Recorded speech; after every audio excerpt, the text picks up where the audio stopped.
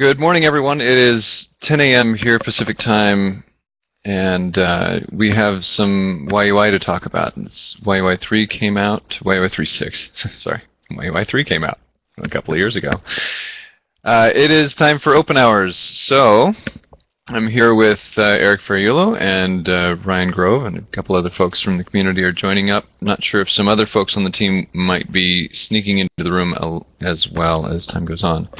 But this is the obvious open hours episode number 6, which is we're talking about the new version. As we just pushed 3.6.0 live.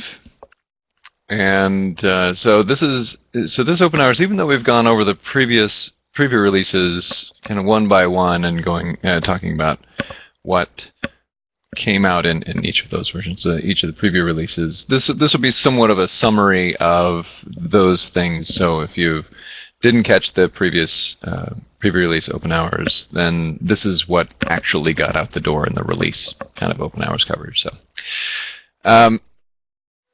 and let's see. Since we're talking about versions, Eric, you want to talk about the release schedule and sort of news and how that's going from this point out?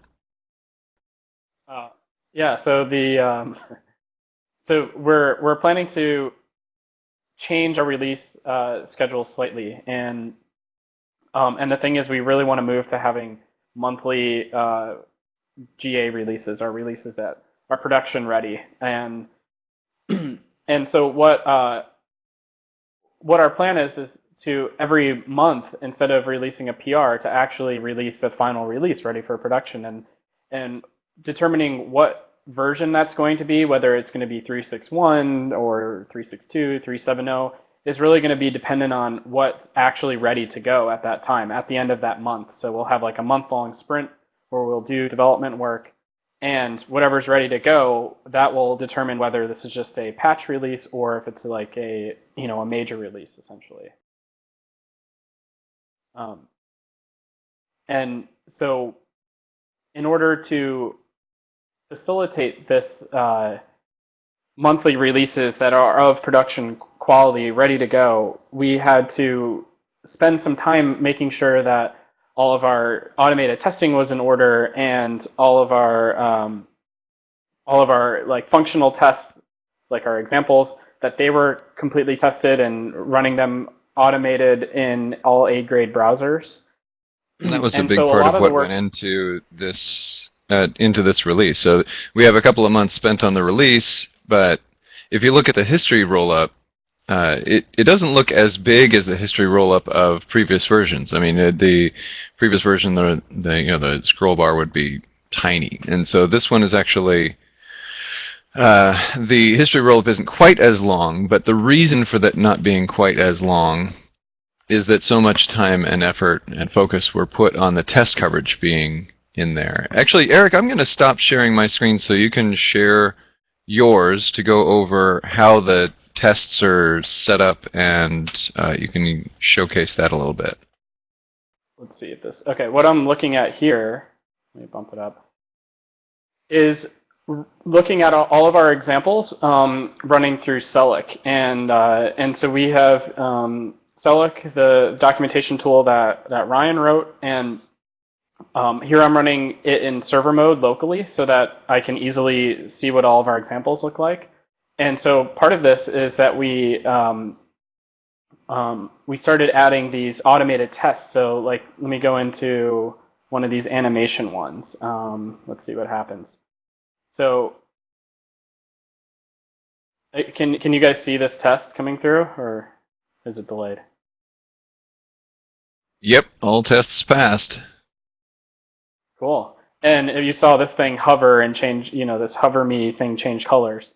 So all of our tests in here, are going through and running the example and making sure that everything passes. So we can look in here and see in the console everything that's going on in these tests. So describe real quick what is actually happening in those tests. So what we're doing is when these pages are being served locally, like in a development environment, we're adding in extra JavaScript code to add a test runner, and then we're also loading in a separate module for the test for the specific example. So it's set up just like our unit test, essentially. And so we write a separate module that has all the tests in it that are exercising the example, trying to simulate the idea that a user is going through and playing around with the example. And the big thing that we're accomplishing with this is we're avoiding this thing that we call Test Fest, which was something that we would all sit down in a room together and just hit every example that we had, and in all of the different browsers in the graded browser support, and usually a couple of extras. And it was just a laborious task, and no one really ever liked doing it, and it was an awful waste of time if there was an opportunity there for automation. So in order to get rid of that, in order to get rid of that manual test fest thing, which was the gating factor for deciding that this was actually a quality release, that we put out the code and we did some sort of spot testing as we made the PRs, but before we push this thing live, we really want to do a full coverage sweep of absolutely everything, every example that we have in the system, read over, scan the documentation, any sort of inline examples we have in the documentation, to make sure that it's good. So, like I said, no one really liked doing it. It was just a lot of time spent. So now with the automated testing of all of these examples, we put in the various assertions that maybe in the past test fests we've noticed a few things that were off, or just to make sure that there aren't any JavaScript errors or something like that. The obvious issues that'll pop up, and sometimes maybe some little quirky issues that we remember from the past. We add tests for those against the UI that's generated in this example, and now we just have those run in automated environment, which gives us a lot more certainty that on a month-to-month basis now, or on any frequency that we choose, really, that the code that's sitting on master, or whichever branch it's going to be, maybe Eric, you can go into detail about how the branching strategy is going to be now, that code is really release worthy. We can tag it with a number and push it out for the world. So it makes a lot of people happy in that TestFest is now minimized significantly. There are still a couple of cases where really we have to test the example manually. It just takes eyeballs. It's so either complex or intricate, or there's just some things that you can't really automate in the browser to make sure that everything is the way it's supposed to be. But there's a lot of that work now being automated. So that is what so much of the time in the last release cycle was spent building up the capacity for more rapid releases, and so it was time spent in investment. So Eric, do you want to talk about the branching strategy now that the tests are in? Yeah, sure, I can do that. I guess one thing to add is if people are downloading our source and off of GitHub, and then you also get the Celic tool, and you load up a Celic server, you can actually see all these tests running as well locally. So everything that makes this work is all checked into source. Yeah, and add tests, exactly. So talking about some changes we're making to the branching strategy. So we were talking about this stuff in our team meeting last week, and we're still figuring out some of the details, but I think the gist of what we're planning to do is we pretty much all are in agreement on and think it'll be great moving forward. So essentially what we're going to end up with is work happening on 3 main branches within the YUI project. And so master, of course, is the one that everyone would be familiar with, and other people are familiar with this live docs branch that we have, which essentially represents what the current release is, in this case now 3.6.0, plus any documentation only changes that have occurred where people said, oh, the docs are wrong here, or someone's contributed a new example, anything like that that's relevant to the current release, but that we want to update the website for documentation changes, we have all that happen on our LiveDocs branch, and then so everything in LiveDocs is reflected on our website. So then thinking of that being like the baseline of development happening in YUI, master then is a step further where it includes everything that's essentially in LiveDocs plus any code changes that have been happening that are ready for the next release. And what we're going to do is segment which code changes are going into master so that master really only is representing either bug fixes or smaller changes, which are fine for going into patch releases. So like anything that's relevant for 3.6.1 would happen on master. So then that leaves out what do we do with like big changes, like either big new features or API changes and that sort of thing. Anything that we don't feel comfortable with putting in a patch release will be done on 3.x, which is a new branch that we're creating. And so essentially anything that's going to be big that's going into, say, 3.7.0, the next major version of YUI, then we would put those changes into 3.x. And the idea here is this ties back into our plan for releases, in that we will be able to do, with all this new automated testing, GA releases off of master every month, essentially. So like, we'll find some bug fixes or make some small tweaks, and then at the end of a sprint cycle, which is generally 1 month long, we'll cut 3.6.1. And then for PRs, generally we like to have the PRs because we need people to test out new features, give us feedback, really make sure that in their application that changes that we're making that are bigger aren't going to break things. And so we'll be able to still have preview releases, but they will be more centered around this idea of the bigger changes or the next release. So essentially, we may have a release like 3.6.1 and a 3.7.0 PR1 happening around the same time. And that's so that people who are wanting to use the new features and help us evaluate them and really put them to work in the PRs, they can do that.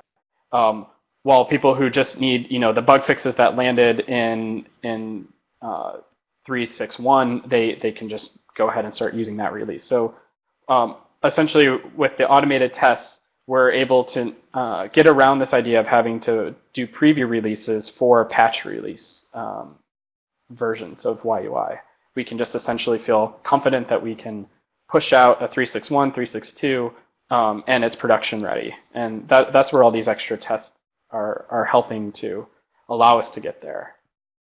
So if we look Nice. now, there's in our dropdown here, we have LiveDocs, 3.x, and master, all in this list. And right now they're all the exact same thing because we just did the release of 3.6.0.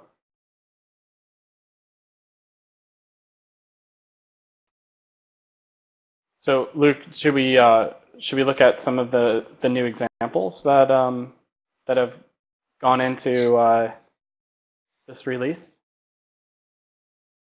Yeah. So we have this cool new example that Jeff built, and and he actually took all of these images. There's a really funny backstory where he went into Five Guys and actually asked them to give him a burger, but everything wrapped individually, so that he could sit down in the restaurant and photograph all these little pieces of the burger to make this burger builder example, which is really cool. And I can hit done here, and then it makes my burger for me.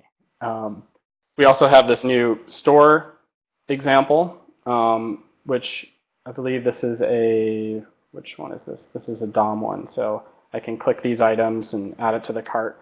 So it's just nice to have something that looks a lot better than what was there before, and goes closer towards what people would actually be doing in real applications, where clicking items and adding them to a list, for instance. So these And are a also, if you couple don't have a cool UI examples. department or a UX department, then it's kind of nice to have somebody giving you some inspiration.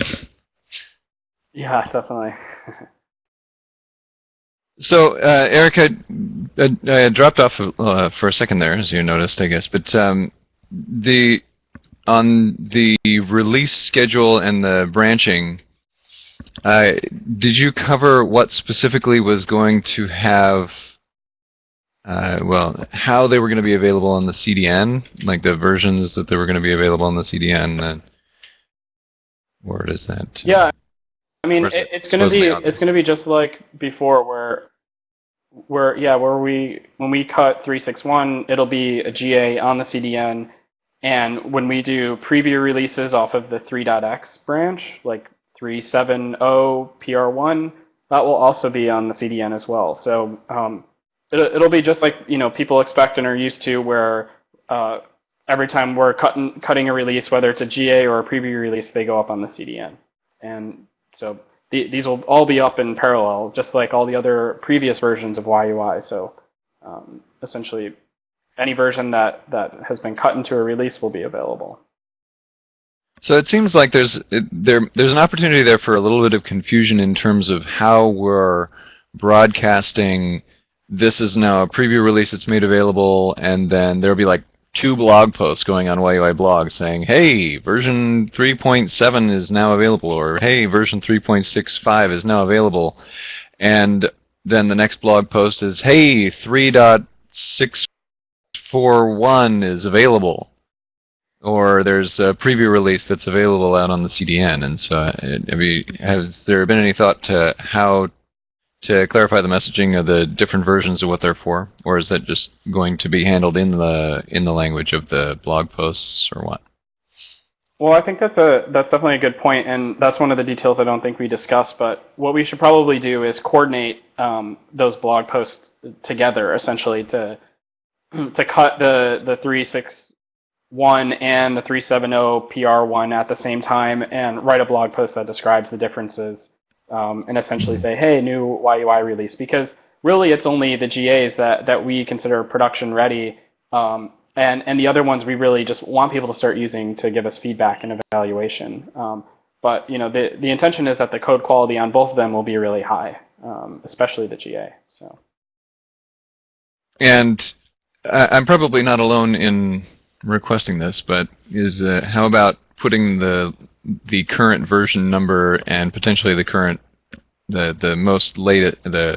latest PR version on YUILibrary.com on the landing page to say this is what version we're currently running at?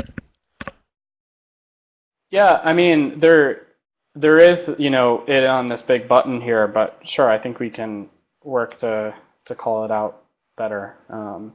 And also, if That's you're true. within like the API docs, it says it somewhat faintly up in the corner. Yeah, the color, the contrast makes that effectively invisible, in my opinion. But it's true that they're on the in the getting started. Yeah, it's 360. Okay. Let's see. So, should we talk about some of the stuff that's actually in the release? You covered the burger example, so I think going over the history file.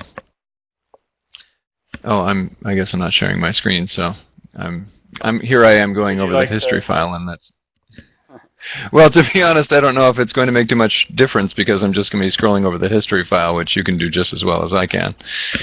But in going over the history file, the big thing that stands out, and it was actually noted on the YUI blog release, which is that most of the work that went into 360 in terms of new features or focused development there was a lot of stuff in the app framework side of things. There was a lot of work done in the graphics layer and the charts layers, but I think that was largely just bug fixing. It wasn't necessarily making a lot of new standout features or new architectural features or those sorts of things available. There was there was the drama about tree view, which I think Alan addressed fairly well in the on the YUI blog and in the forums, how that was made available in PR3, and then it decided it wasn't stable enough to actually be included in the final release. So you should not have heard it here first. Like, that TreeView is not in 3.6.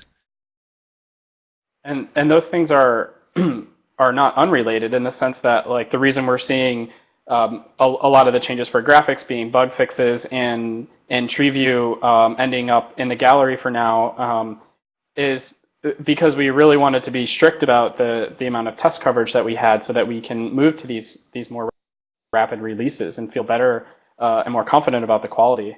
And so, as we're filling in the unit tests for graphics, or as Trip is doing that, he's also fixing the bugs that may be surfaced from doing that work. And with TreeView not having the 80% code coverage that we want to make sure our tests, our unit tests are testing 80% or more of the actual functions and lines inside of the modules executing code, then we don't feel confident that that it's release ready. And so, these are definitely,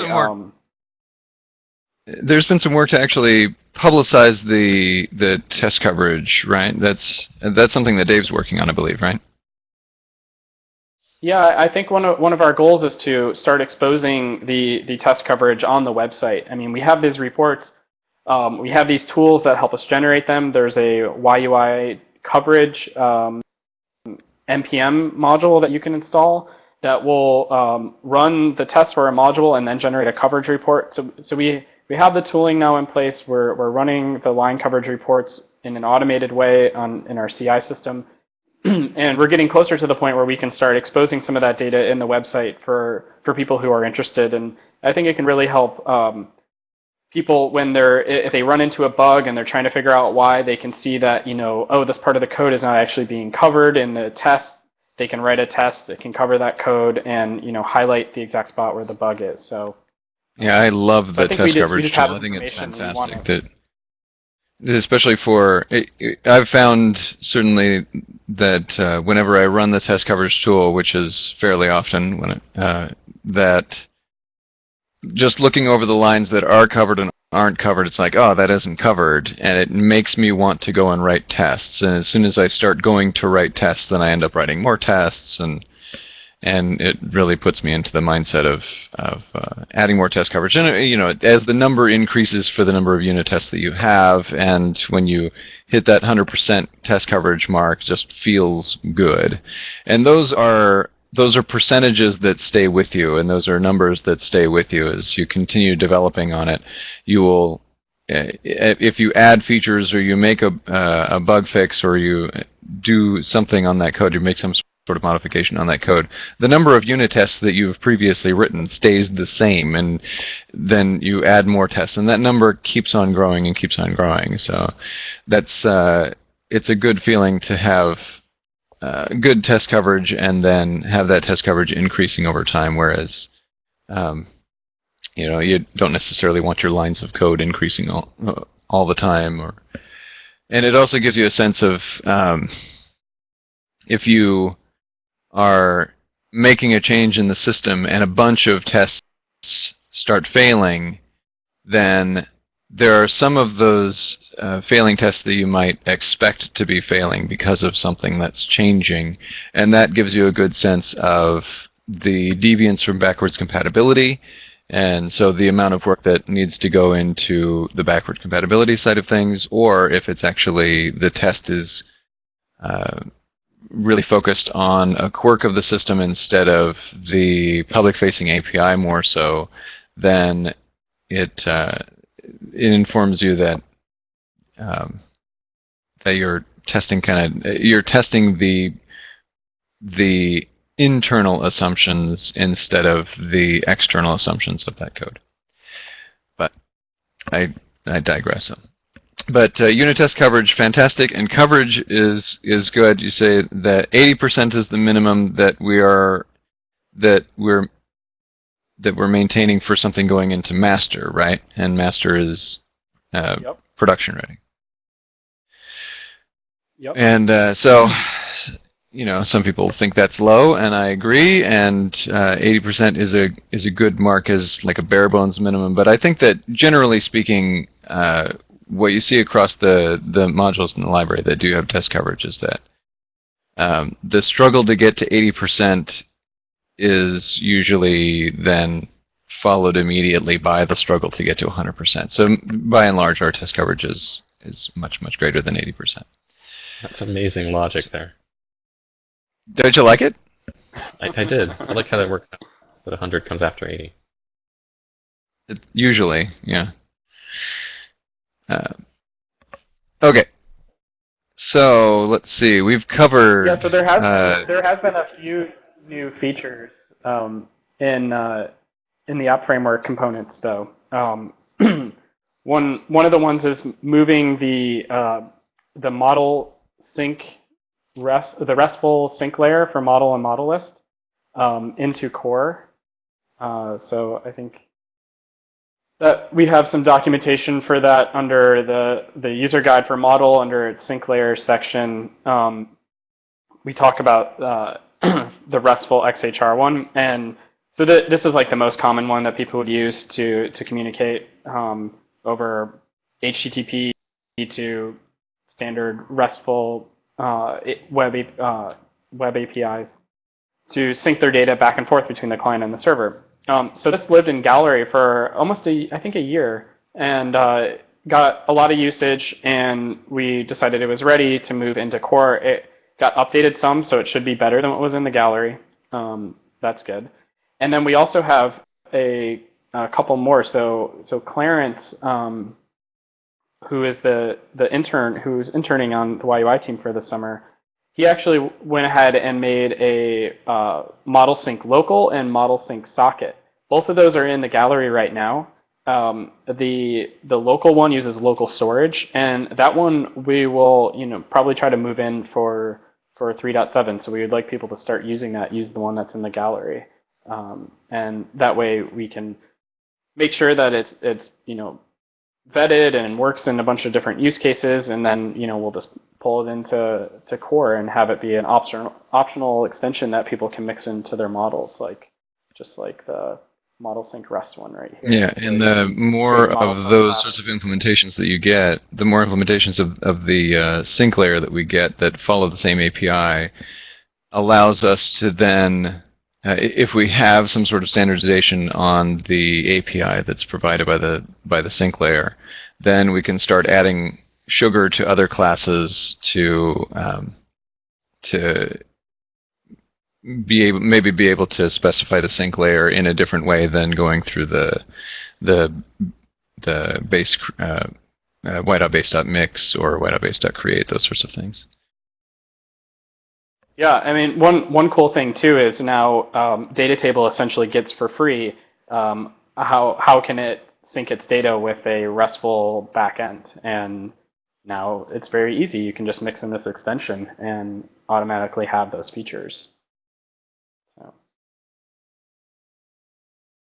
Yeah, and that's not the only new feature for the app framework stuff. There's also the lazy model list, which is something that Ryan, you contributed from a new context. You're now working at SmugMug, which I'm also now working at SmugMug. But when you got there, you found they had... well, why don't you tell the story, actually? Yeah, so when I got to SmugMug, one of the things that they had going on at the time is they had just built a new search interface. So when you're searching for photos, they had a really beautiful infinite scrolling search result page, and I'll actually show you in a second here as soon as I share my screen. And this search result page was based entirely on YUI, and it was all based on model list, and each result was a model, and let me make this a little bigger so you can see it.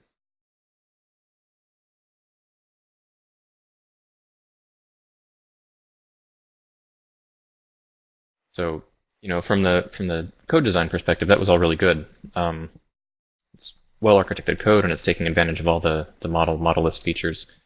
The bad news is it was really, really slow because, as you can see here, we've got all these images on this page, and as I scroll down, it just keeps loading more. So you load more and more and more images as I scroll. And eventually you end up with hundreds and then maybe even thousands of images on this page, and each image is a model, all contained in a model list. And one problem with that is that in the normal model list component, for each thing that you add to the list, you have to instantiate a new model instance. So each of these hundreds or even thousands of photos is hundreds or thousands of model instances. And so memory usage starts to balloon because instantiating a model is not super cheap. I mean, it's okay if you're doing 20 or 30, but hundreds or thousands, that gets pretty expensive. So memory usage goes up. CPU usage goes up as you're adding these things. So it's, especially on older browsers and on mobile browsers, it's really inefficient. So I looked at this and I thought, well, how can we improve this? Really, it wasn't using that much from model instances. It didn't really need attribute change events because these images, once they're loaded, their attributes aren't changing. The data is not going to change as you're using them. So really, these things could just be objects, right? But we were using a lot of the model list API. We were using it to load new data and to enumerate the things in the list and to sort things. So that was useful. So what I really needed was a model list that contained plain objects instead of model instances. And then if I wanted a model instance for a particular item, I could get it, but only when I needed it. It wouldn't just automatically generate it when the data was added. So I created this thing called lazy model list, which you can see in YUI 3.6. Luckily, they accepted my pull request, which was awesome. And a lazy model list is just a subclass of model list. I'll show you the code here for what it's worth. So really, it's just inherits. Do you want to bump up extends your model font a list. little? Oh yeah, this is super small. So it extends model list and then just duck punches some of its methods essentially, and then adds a few new features. And it just allows you to work with plain objects everywhere that a normal model list would have you working with a model instance. So it requires you to have a little bit of extra knowledge in your code when you're using a lazy model list, because you have to know that, instead of using model.get attribute name, you would just do model.property name, because it's just an object with properties. And then if you want a model instance at any point, you can call this revive method and either pass in an object in the list or the index of an object, an item in the list, and it will actually give you a new model instance for that item. And then it will cache that instance so that if you want to use it again in the future, it doesn't have to recreate it. And then if at any point you're done using that instance, then you can call free and pass in that item or an index of an item, and it'll free up the model instance and release the memory. So it's that's really, nice. really I didn't know about the free aspect of it. Yeah. So it's good, so in good a for situation memory where, management. Yeah, so if, for example, I wanted to create model instances of images that were visible, but then free up the ones that weren't visible on the screen, then I could do that and free up memory. So it ends up working really nicely. The performance versus base model list is actually significantly improved. And there's actually a JS perf. Here we go. I can show you. So, how do I run this?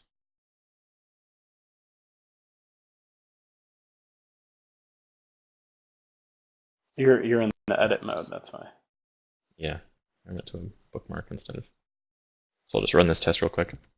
And then also, just for comparison, this is comparing with just pushing objects into an array, which will be much faster than both things, but it doesn't matter.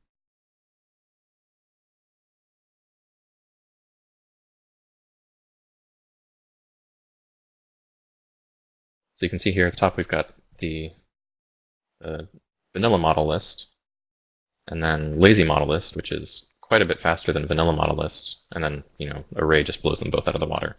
So if you really don't need any of the API niceties of a model list, then just use an array. But still, that's a really huge improvement, and it lets us take advantage of the nice API that model list gives us without being bogged down with performance issues like we were. So you can take advantage of the sync layer is actually for the models, though, not for the model list, because I know the model list has model list has a sync layer support in there. So okay, but the model list has simple loading, and then actually we're doing a little bit extra here because we're if I actually scroll down, we're adding items to an existing list instead of replacing items, and then also when I view a photo and then go back, we put you right back where you left, and we don't automatically load in all the stuff above. So if I scroll up, you'll see we're loading on demand as you scroll back up. So there's actually some backfilling that we're doing. So we added the capability to basically append or prepend items in a model list, which I plan to pull into model list itself at some point, hopefully 3.7. I thought there was model list has an add at index method or support now as of 3.6.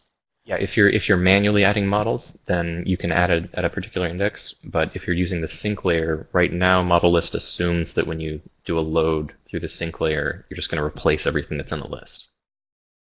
Oh, I see. So that's load is equivalently reset. Essentially, yeah. So what we've done. So here the way is, that I've went to handle that exact case was to actually just create a temporary list, call load on it for the new items that I want, and then just add one list into the other. Yeah, you can do that, but then you have the overhead of creating that new list, which you're just going to throw away. So right. What I'd like to do is have it be a little more efficient, so that when you call load, you can pass in an option that says, instead of just blowing away my list, prepend these items or append these items, or just insert them at the appropriate sort index. Right. So do you think that would manifest as another parameter to load, to say like this is the insertion method or this is the append method or that sort of thing, being reset or append or insert at index, or do you think they would be separate methods different from load? I think that would be. We would just use the load method and use the options object on the load method. Okay. So you would pass an option that says insert as opposed to reset or something. Yeah. And then one other thing that might come from is, if you think about it, really, lazy model list shouldn't be extending model list. It should really be something that model list extends, because lazy model list is working with objects, and model list enhances that to have it work with full-blown instances. So really, lazy model list should kind of be like a model list base. So that right. It sounds like it's getting closer to array list. So you basically start with array list, and then you add on a sync layer, and then you add on auto instantiation of the class that represents the items inside of that list, right? Yeah, essentially. And Luke, just to get back to your other point about the sync layer, so the model sync REST extension that's now in core also works with model lists as well, but essentially works with just the read action, because that's all that's implemented for model lists currently. So it will work and it's actually set up to work extremely easily, where you just specify one parameter on the model instance that the list is a list of, a specific type of models, and it will by convention automatically look up and determine where the URL of the collection resource on the server is probably at. So. All right. I'm showing my ignorance into that particular module for sure, but I was confused by the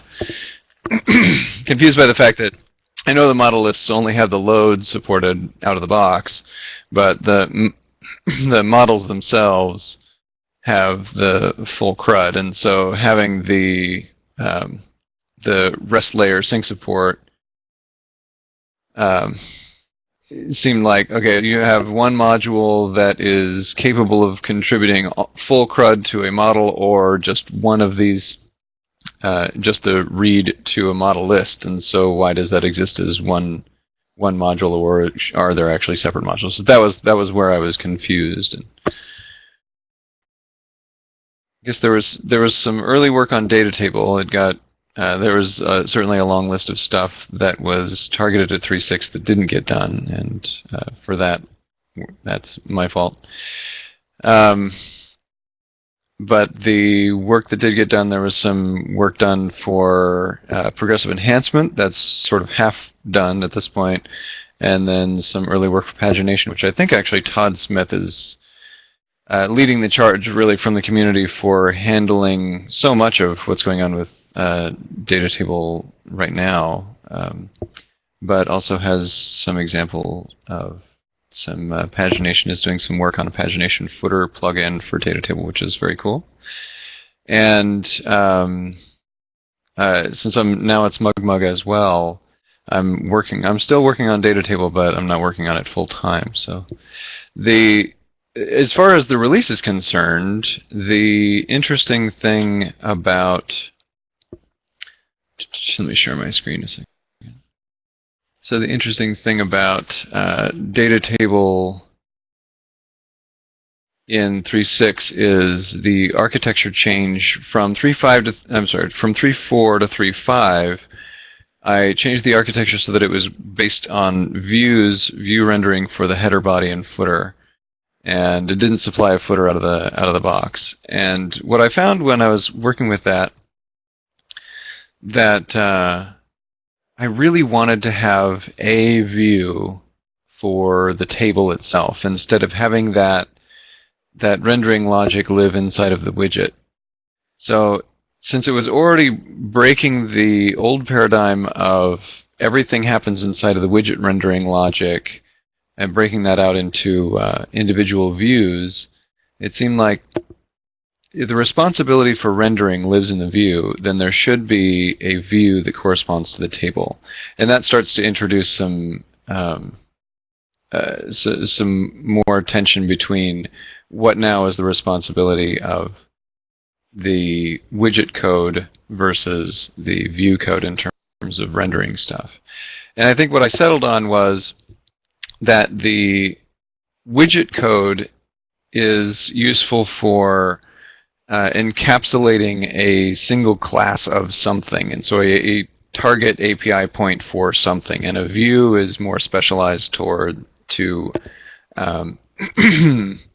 to handling the rendering side of things, and maybe the data maintenance from, in data table's case, managing the model list and having the model list that corresponds to the displayed records.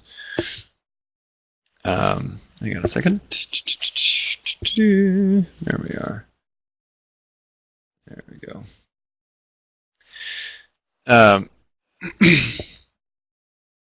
And how the widget itself, the data table widget itself, is now where you can add features, but those features can be contributed to this overall rendered area.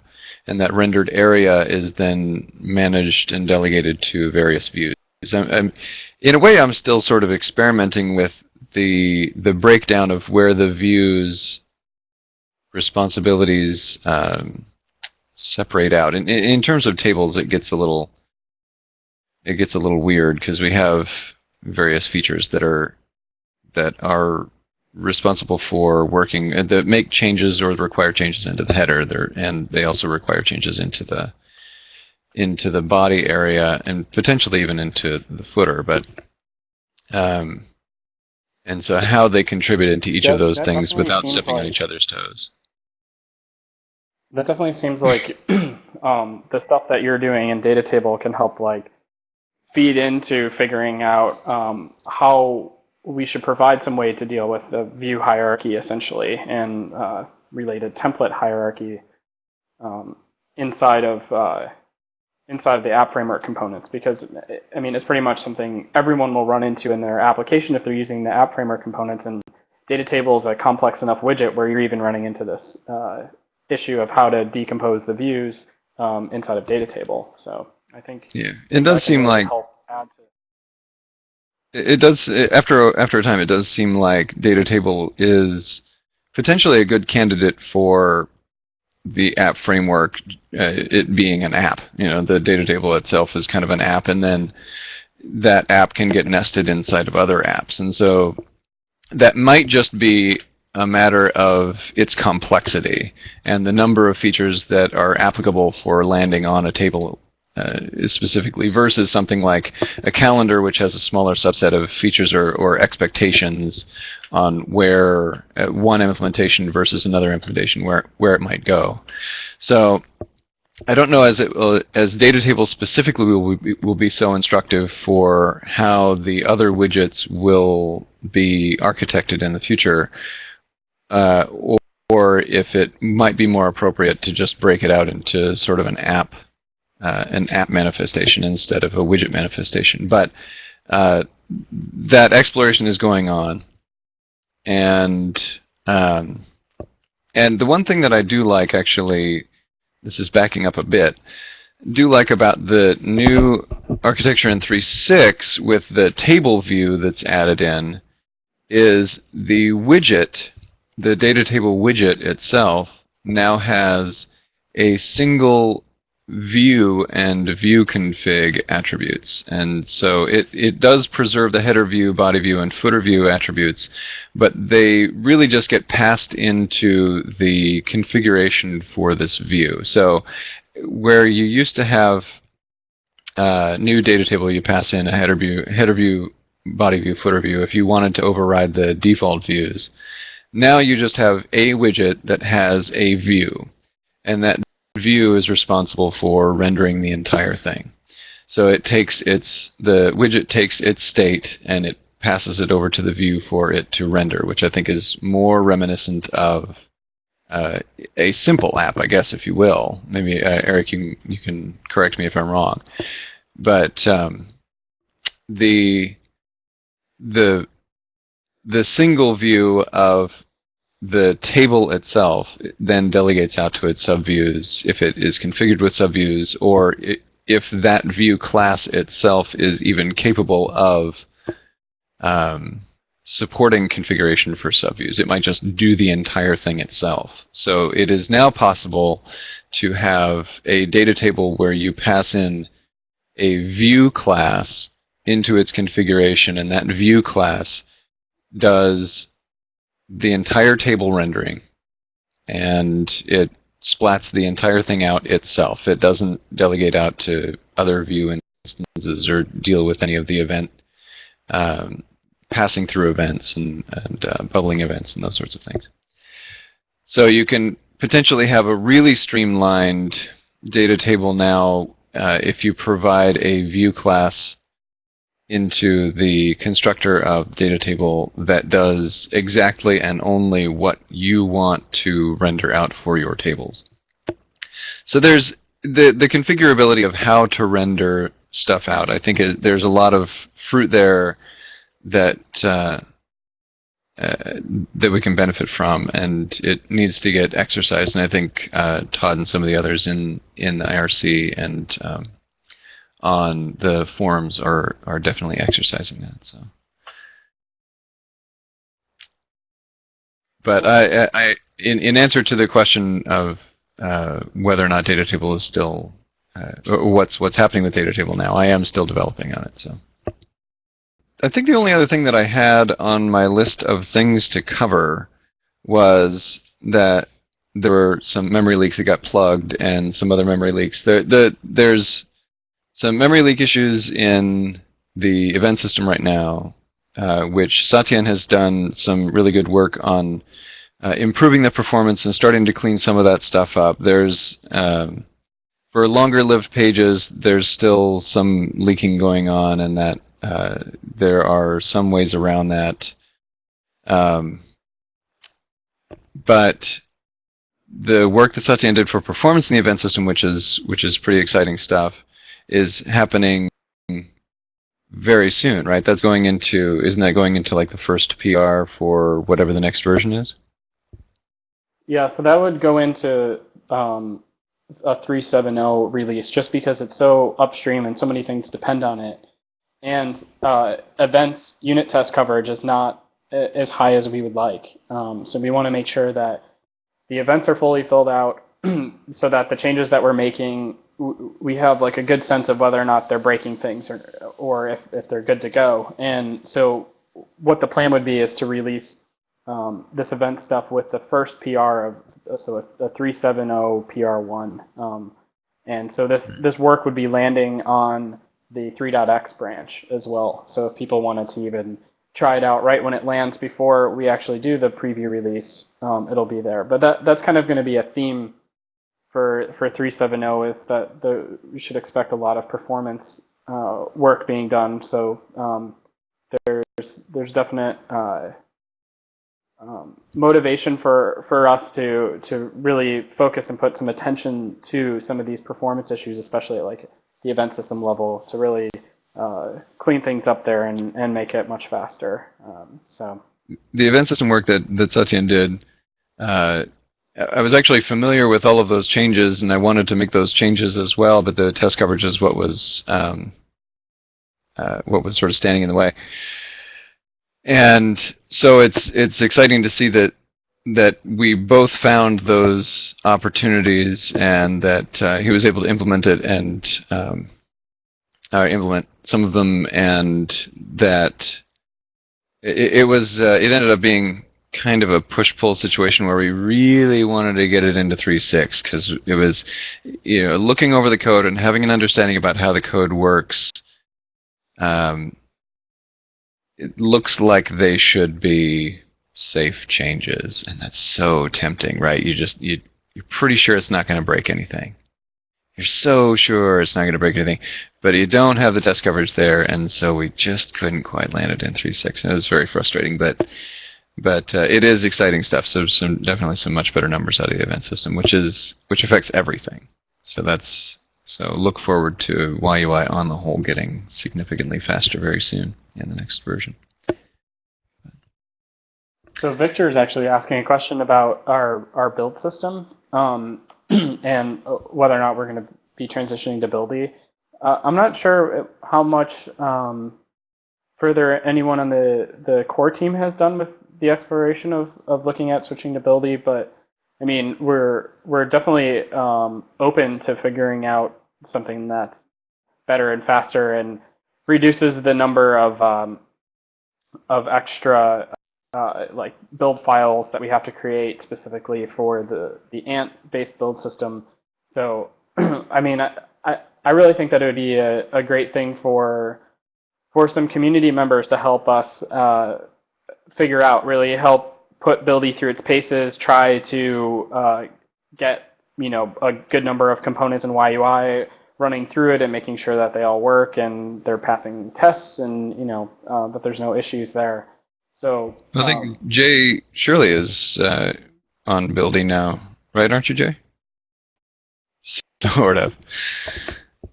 All right.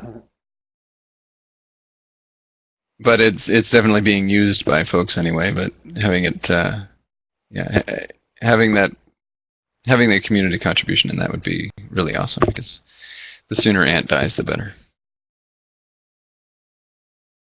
So Marco's asking about loading in dynamic content from the server and using our PJAX module or our Y.app, and so you say you get back a chunk of HTML from the server, but that HTML contains, say, some JavaScript, and maybe that's both inline script elements and also referencing external JavaScript files.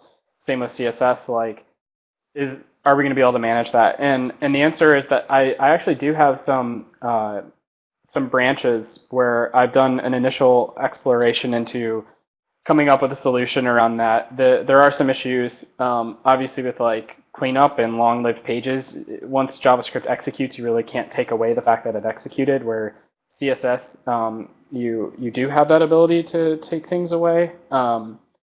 So So there are some issues around that, but yeah, I mean, it's definitely something on the roadmap, and I'm totally open for people to continue that exploration as well, and reach out to me, and I can let you know where my branch is and show you the open tickets. I think there's one open ticket related to it, but that would be definitely something that if somebody needed that and are willing to tackle it and figure out a great solution for handling JavaScript coming in and executing it and wants to contribute that back, I'm totally happy to work with anyone who's looking at that.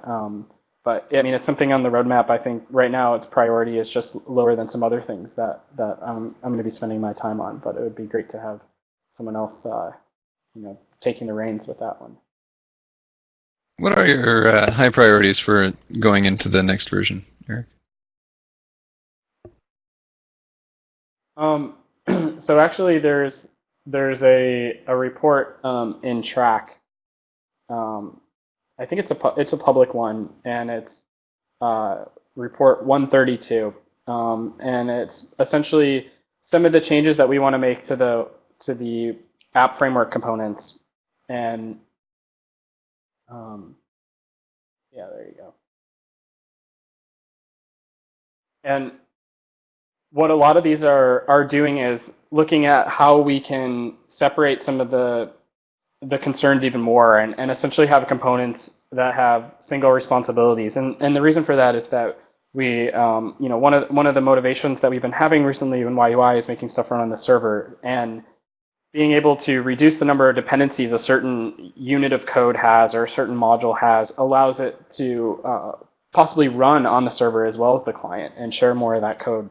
So in moving in that direction, a lot of the stuff is looking at dealing with that and also like running more of this code on the server. So the model related one is to come up with an eventless model that would run on the server essentially as kind of the main use case, where the lifecycle of the server is you handle a request and then you generate some response and then you essentially throw away all state that you're maintaining. So the HTTP servers tend to be stateless or want to be essentially to have any type of large scale.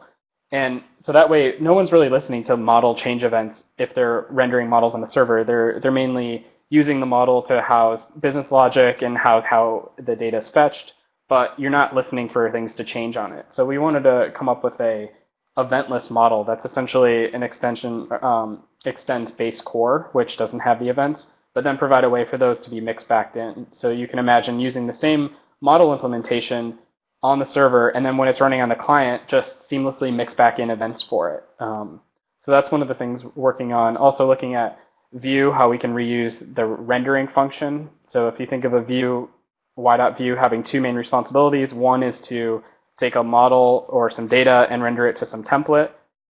And the other one is to bind to DOM events. Well, the DOM event binding doesn't make any sense on the server because there's really not a DOM or user events that can happen.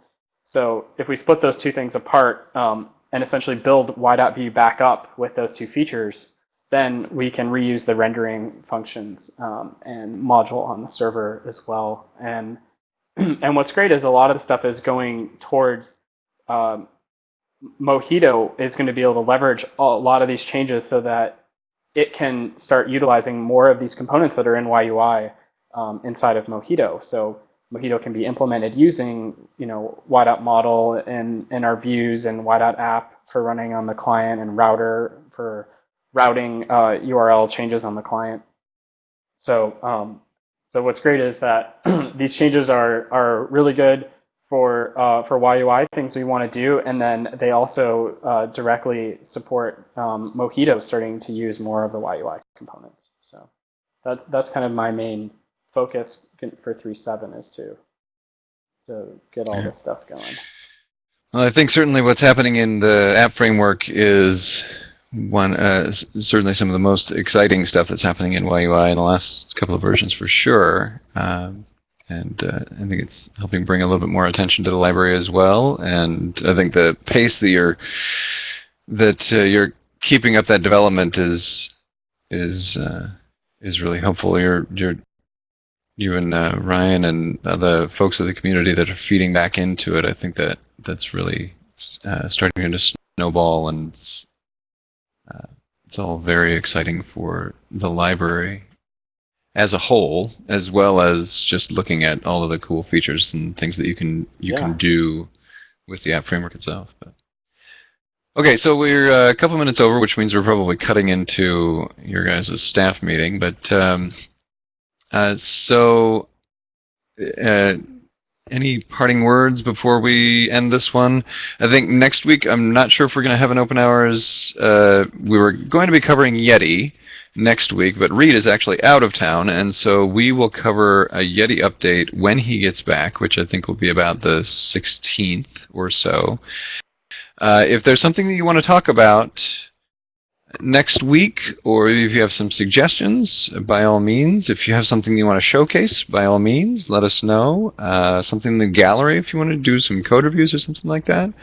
Otherwise, we might come up with something, and we'll see you in the blog if that is the case.